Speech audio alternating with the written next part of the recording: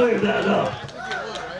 Well, I think, we're just a basic group of misfits, and we're comfortable together, and you can go out in your spikes and your helmets, and no one thinks it's strange. And not much. We party and get away with it. We have Fire Ackerman!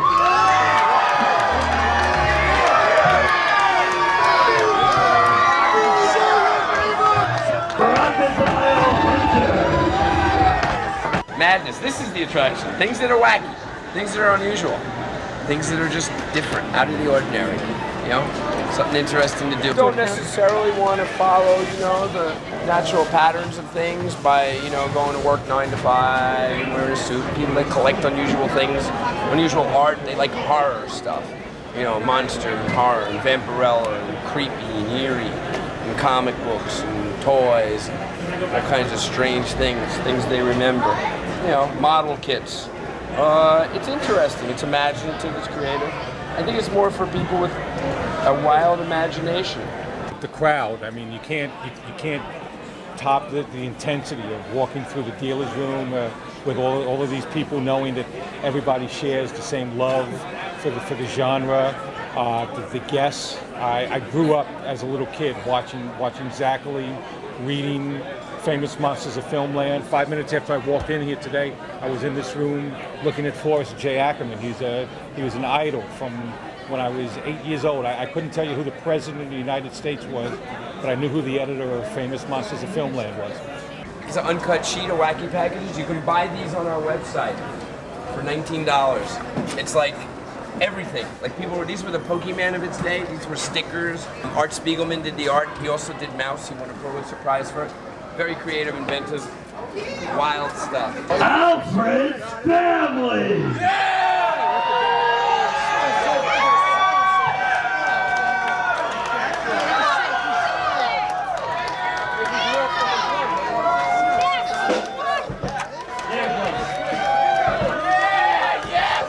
It's like a typical Jersey family, if you ask me.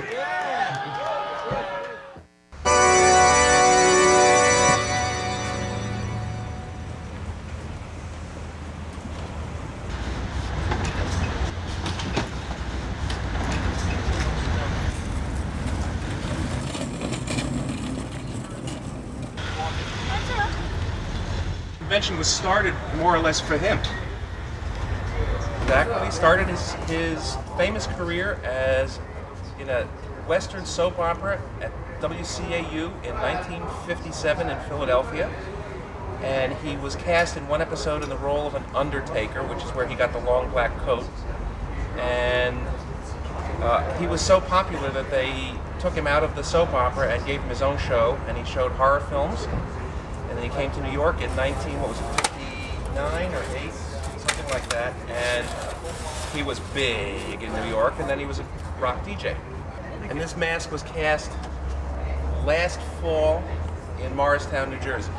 Came out to our house, and we cast his head and went around all the local cemeteries looking for a relative of his that had died in the 1860s, and found it.